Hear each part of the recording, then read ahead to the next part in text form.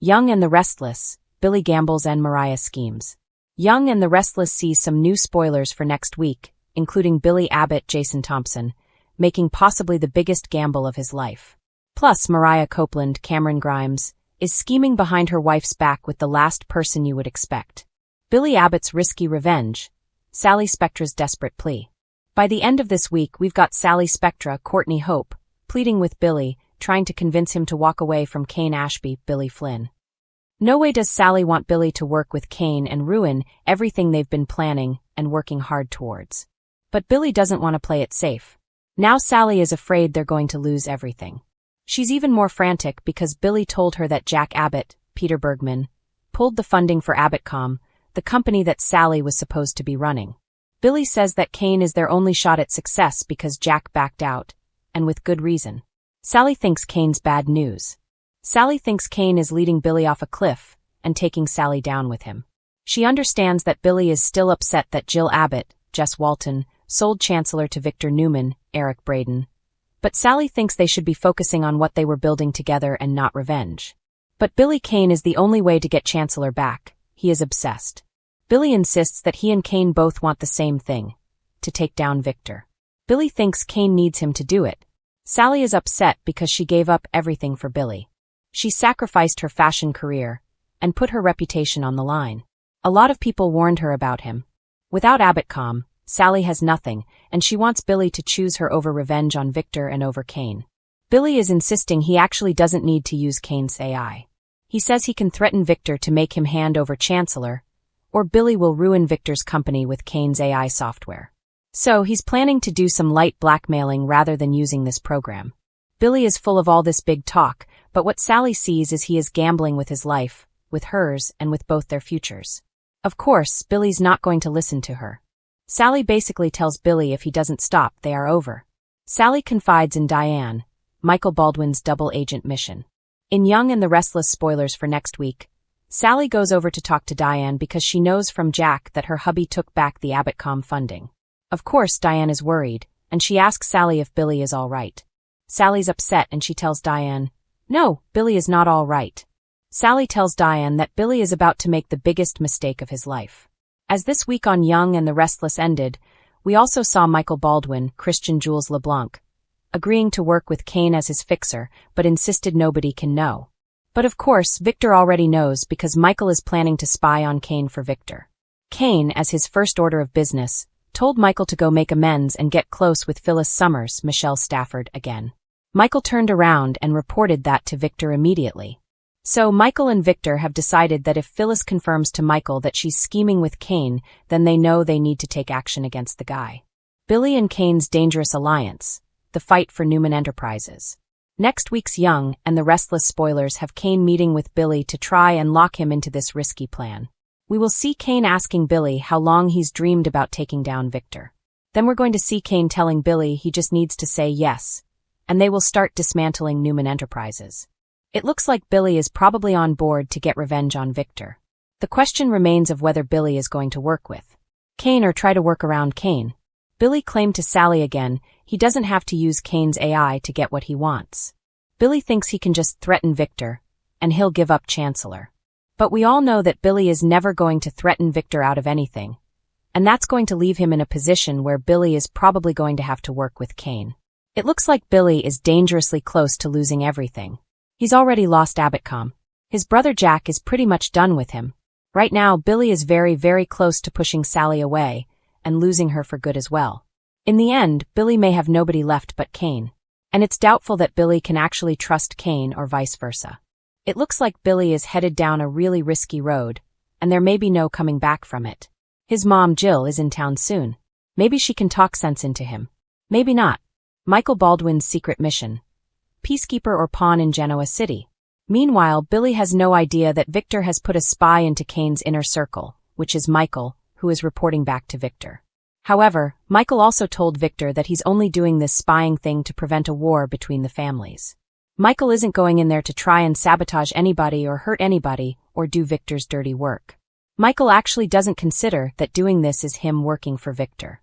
He feels like he's working for peace in Genoa City. But I also suspect that Kane may have hired Michael knowing he would report back to Victor. So, Kane may be planning to use Michael to feed info to Victor that he wants him to have, or to feed Victor info on people that Kane may consider expendable to him. Mariah Copeland's mysterious plot with Daniel Romalotti. A threat to Tessa? Also, next week we've got Mariah plotting with someone surprising, and that person is Daniel. We know that he's been getting closer to Tessa Porter, Kate Fairbanks. Guess who else knows this? Mariah does. She has seen Tessa with Daniel on several occasions. Mariah asked Daniel to meet her in the park. When he shows up, Mariah asks if he did what she asked, and Daniel did. It seems like what Mariah asked was that meet her in secret. He confirms to Mariah that Tessa does not know he's there meeting her. Daniel didn't tell her. We know Mariah is the one that insisted she and Tessa legally separate, and she had the visitation schedule created. Plus, Mariah recently told Tessa she almost killed a man. Remember the pillow over the face? Whatever Mariah is about to ask of Daniel, I do suspect that she's doing it with Tessa's best interest at heart. However, Daniel keeping secrets from Tessa is a recipe for disaster since that's what Mariah been doing, and Tessa doesn't like it. Daniel has feelings for Tessa. We all know this. So, they might have a future together. It looks like Mariah is taking off for a while. She may ask Daniel to please be there for Tessa, since she is leaving town. Mariah might even give Daniel her blessing to pursue Tessa, and just ask that he is a good stepdad to their daughter, simmering with secrets, lies, and ambition. The glossy veneer of wealth and power often masked dangerous undertows, and no one knew this better than Billy Abbott. For months, Billy had been walking a tightrope, balancing his professional ambitions at Newman Enterprises with the emotional minefield of his personal life. But recently, the stakes had escalated, and a new player had entered the game, Mariah Copeland. Billy had always been a man of impulses. Sometimes, his impulsiveness made him magnetic and charismatic. Other times, it landed him in trouble. Today, as he sat in his sleek Abbott boardroom, glass of whiskey in hand, he was acutely aware of both the risks and the possibilities. Newman Enterprises had been circling him for weeks, and Jack Abbott's piercing gaze seemed to follow him wherever he went. But Billy had a plan, and it was audacious. Risky. Possibly reckless. But it had to be done. And then there was Mariah. Mariah Copeland was a force of nature. A woman who could charm, manipulate, and scheme her way into anyone's life without leaving a trace. She had her own motivations, of course, and the collision between her ambitions and Billy's impulsive desires promised chaos. Their alliance, or perhaps their dangerous flirtation, was about to shake Genoa City to its foundations. Billy's morning began with tension. He was pacing his penthouse, glancing at his phone every few seconds. A text from Mariah had flashed on the screen at 7:03 a.m. Meet me at Crimson and Clover. We need to talk. Urgent. Urgent. That one word set Billy's mind racing. Was this about the Abbott family? The Newman merger? Or something far more personal? By 7:45 a.m., Billy was pulling up outside Crimson and Clover, the upscale cafe buzzing with early risers and business types. He spotted Mariah immediately, seated in a corner booth, a laptop open in front of her, a mischievous glint in her eyes. She looked harmless, innocent almost, but Billy knew better. There was always more beneath the surface. Billy, Mariah said, a smile tugging at the corner of her lips. You're right on time. I like that. He raised an eyebrow. That's a first, coming from you. Usually you're running late or plotting. She chuckled, a soft, musical sound that seemed to echo in the otherwise crowded cafe. Maybe a little of both, she admitted. Then her eyes narrowed. But let's skip the small talk. I've been digging, and I found something. Something that could change the game. Billy leaned in, intrigued despite himself. Go on. Mariah lowered her voice. It's about Newman Enterprises. About Victor's new acquisition plans. There's a loophole, an overlooked clause in the contracts that could give someone the upper hand. All they need is the right leverage. Billy's heart skipped a beat. Leverage. That word could mean everything in his world. And in Genoa City, leverage was everything. And you think that someone could be me? Billy asked cautiously. He knew better than to assume Mariah's help was free. Maybe, she said, leaning back, her tone playful yet calculating. Maybe someone like you could step in at the right moment and take the gamble. Billy smirked. Gamble, huh? That's my middle name. Mariah's smile widened. Exactly. But it's not just about business. There's more. There's family involved. Secrets, old grudges, unfinished business. And if you're not careful, it could blow up in your face. Billy felt a thrill. Danger. Ambition. Risk. That was the cocktail he lived for. All right, he said, setting down his coffee. I'm in. But I need details. Over the next several days, Billy and Mariah orchestrated a careful dance. Emails were intercepted, contracts scrutinized, and whispers of old scandals re-examined. Mariah had an uncanny knack for finding connections, for weaving past mistakes into present opportunities. Billy, for his part, brought boldness, charm, and an ability to improvise under pressure. Together, they were a storm poised to hit Genoa City's most powerful families. Yet, as with any dangerous game, the emotional stakes were high. Billy found himself drawn to Mariah, not just for her scheming mind, but for the fire she ignited in him. And Mariah, in turn, seemed to relish the thrill of having Billy on a leash of sorts, testing his impulses, challenging his loyalty. Their connection was magnetic, dangerous, and uncomfortably real. One evening, in the dimly lit Crimson and Clover, the stakes escalated. Billy had received a tip from Mariah about a crucial meeting at Newman Enterprises, a meeting where Victor would announce his next big move. This was the moment to strike, to leverage the loophole and tilt the balance of power. But Billy also knew that if he failed, the repercussions would be personal, financial, and possibly lethal for his reputation. "Are you sure about this?" Billy asked, his hand hovering over the door handle. "Once we step into Victor's territory, there's no turning back." Mariah's eyes sparkled with mischief and determination. "I'm sure. But remember, Billy, in this game, sometimes you have to gamble everything to win." Billy nodded, feeling the adrenaline spike. They entered Newman Enterprises, casual yet calculating, like predators in a carefully set trap. Victor Abbott, ever perceptive, immediately sensed something unusual. His sharp gaze settled on Billy, who returned it with a mixture of defiance and subtle charm. Victor never underestimated his son, but he never underestimated Mariah either, and he had learned long ago that she was not to be trusted. "Billy," Victor said, his tone measured, "I hear you have some insights to share." Billy stepped forward confidently. "Yes, Dad. Insights that could benefit both of us. If you're willing to listen." Victor's brow arched.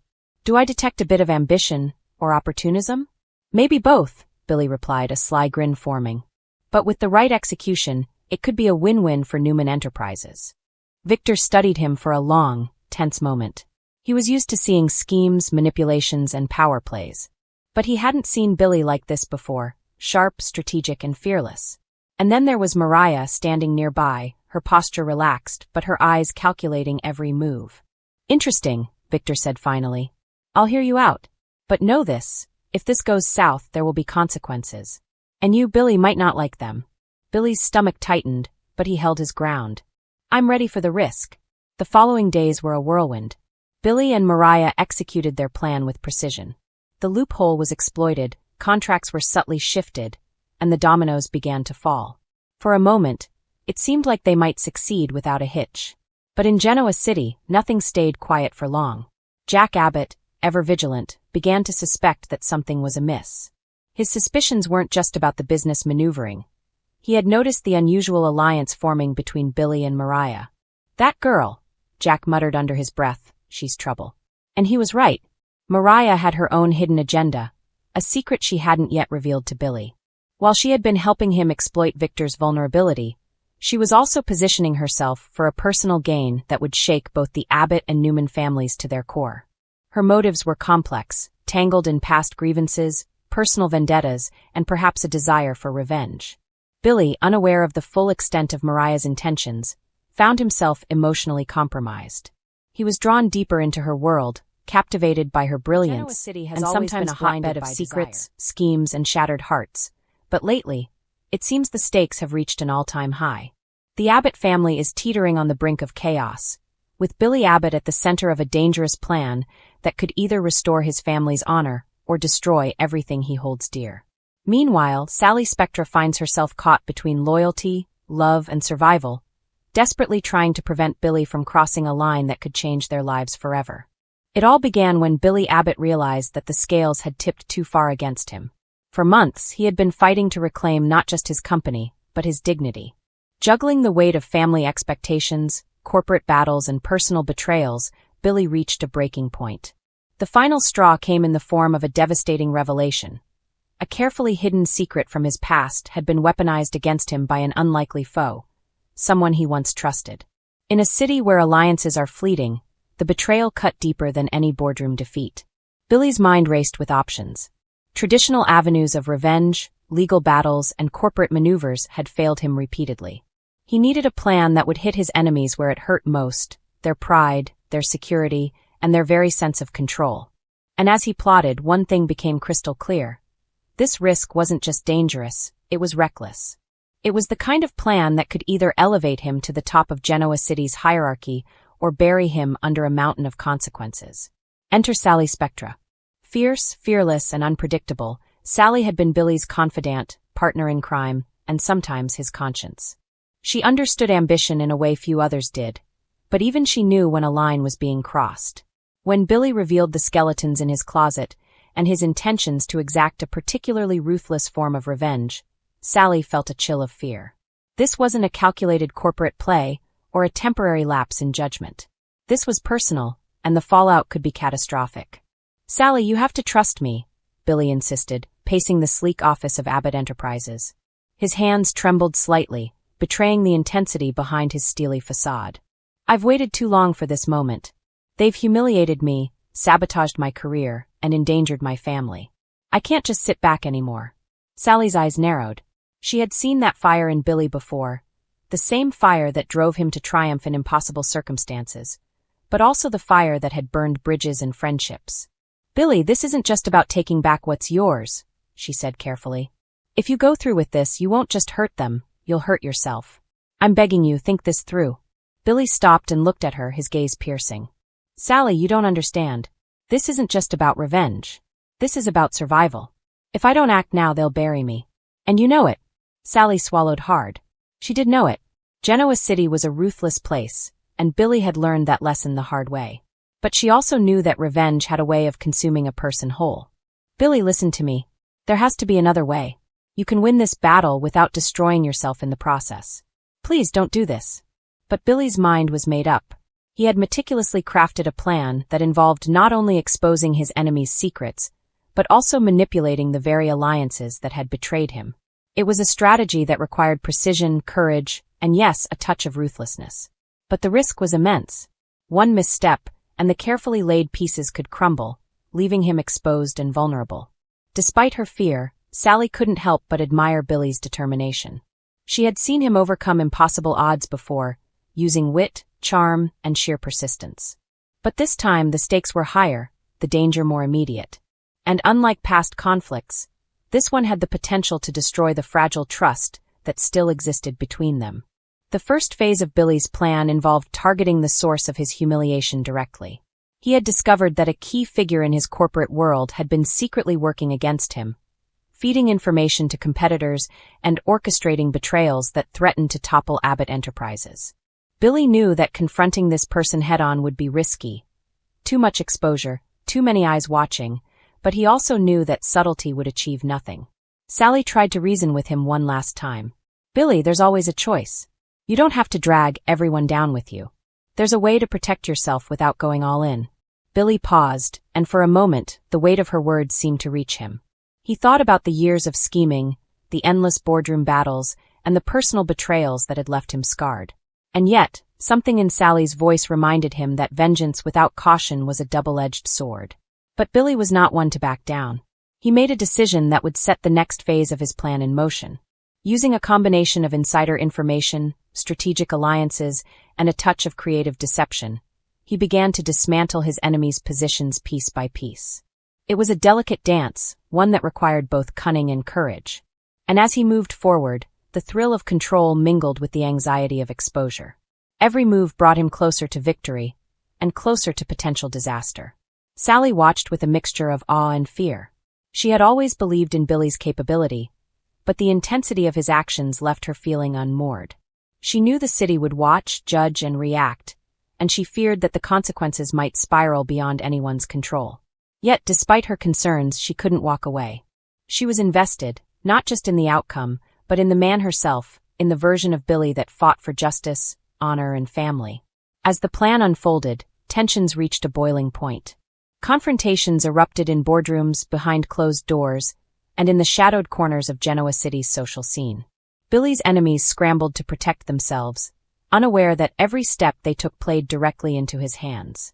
And amidst the chaos, Sally found herself in a precarious position, constantly balancing her loyalty to Billy with the instinct to prevent him from making a catastrophic mistake. The climax of the plan arrived one stormy evening, when Billy confronted his chief adversary in a high-stakes meeting designed to expose the truth and reclaim his power. The room was tense, electric with anticipation, as accusations flew and secrets spilled. Every word, every gesture was calculated to achieve maximum impact, and Billy's enemies had no idea what was coming next. Sally, standing at the edge of the room, felt a surge of panic. She knew that the moment Billy unleashed his final move, there would be no turning back. "Billy," she whispered under her breath, "please don't let this destroy you." Billy paused, just for a heartbeat, and their eyes met.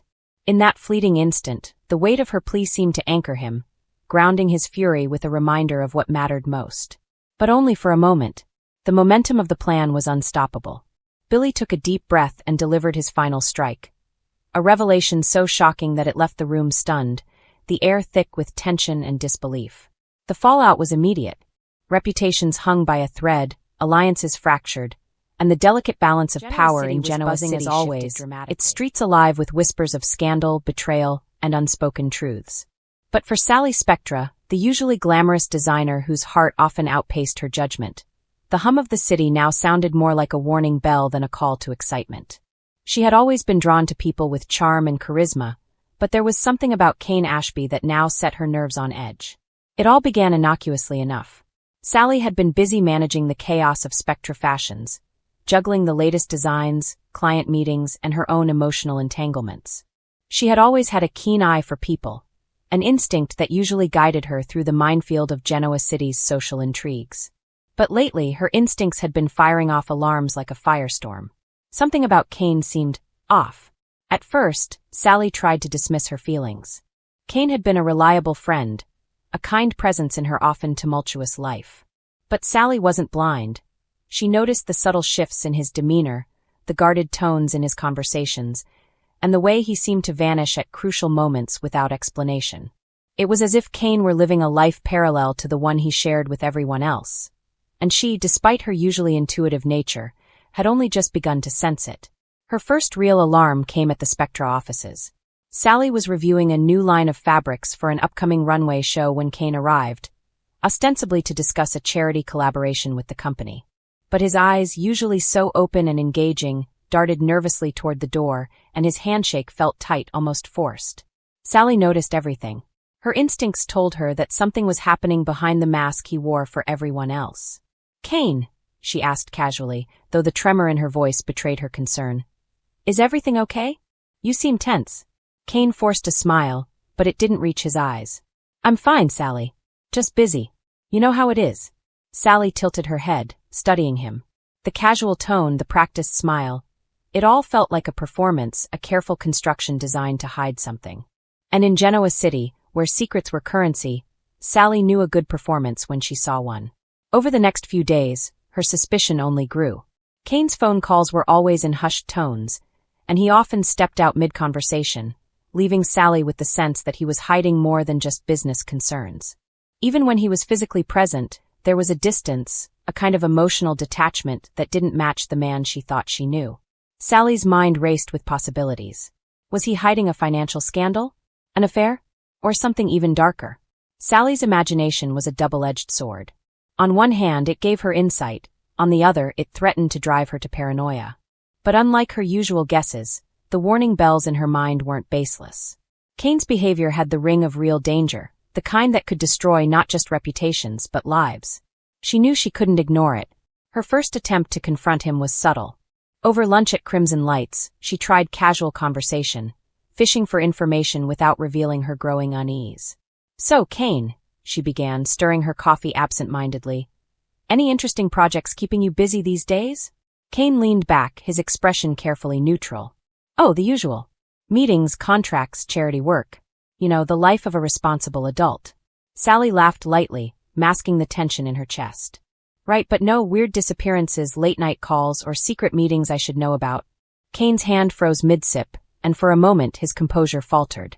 It was brief, almost imperceptible, but Sally saw it. A flicker of something, fear, guilt, or both. "You know me, Sally," he said smoothly, recovering. "Nothing to hide. Just a lot going on." But Sally wasn't convinced. Not anymore. The breakthrough came a few days later when she stumbled upon a text message Kane had accidentally left on his phone. He thought she was busy in the design studio, but the message flashed on the screen long enough for her to glimpse it. The words were cryptic but alarming. Everything is spiraling. If Sally finds out, it could ruin everything. Sally's heart skipped a beat. This wasn't just casual deception. Kane was hiding something serious. The fear that had been gnawing at her now crystallized into certainty. Kane Ashby was trouble. Determined to uncover the truth, Sally began her own investigation. She leveraged her natural charm and insider knowledge of Genoa City to discreetly ask questions. Friends, colleagues, and even the occasional socialite who crossed paths with Kane became unwitting informants. Every fragment she gathered painted a picture that was more alarming than the last. There were rumors of questionable business dealings, shadowy contacts, and unexplained absences that coincided with high-profile scandals in the city. But the most unsettling discovery came from someone Sally least expected, Lauren Fenmore. The stylish, shrewd businesswoman approached Sally one afternoon with a warning. "Sally," Lauren said, her tone unusually serious, "I don't know what Kane has told you, but I've heard things that don't add up. You need to be careful. Kane is charming, but that charm can be dangerous." Sally felt a chill. Lauren Fenmore was not a woman who spoke lightly. If Lauren was issuing a warning, it meant there was real cause for concern. Now armed with partial truths and mounting suspicion, Sally faced a dilemma. Should she confront Kane directly and risk the fallout if she was wrong, or should she continue to gather evidence, risking the chance that Kane could manipulate her before she had all the facts? Sally was no stranger to risk, but this was different. This wasn't a business deal or a minor love triangle. This was Kane Ashby, a man whose secrets might very well hurt the people she cared about most. Her decision came during a late-night work session at Spectra Fashions. Sally was going over the final sketches for an upcoming fashion show when Kane appeared unexpectedly in the doorway. His timing was uncanny, and she could sense the tension in the air. "Kane," she said, keeping her voice steady despite the adrenaline coursing through her veins, "we need to talk." Kane stepped in, closing the door behind him. His expression was cautious, wary, and yet there was a flicker of something else, guilt, perhaps, or anticipation. "I'm listening," he said carefully, leaning against the edge of a drafting table. Sally took a deep breath. "I've noticed things, Kane. Your disappearances, your secretive calls, even your texts. I'm not blind, and I know something is going on. I need to know what it is." Kane's eyes narrowed, and for a moment the confident facade cracked. He looked like a man caught in a web of his own making, weighing the consequences of revealing the truth. "Sally," he said finally, his voice low, "it's complicated. Some things you're not ready to handle. You might think it's bad news, and in some ways it is. But the truth could hurt you even more than the lies." Sally's stomach churned. This was the confirmation she had feared. Kane Ashby wasn't just hiding a minor secret. He was hiding something dangerous, something that could change everything in her world. "I've handled bad news before," Sally said firmly, stepping closer. "I can handle it again. But you need to trust me. Kane, I need the truth."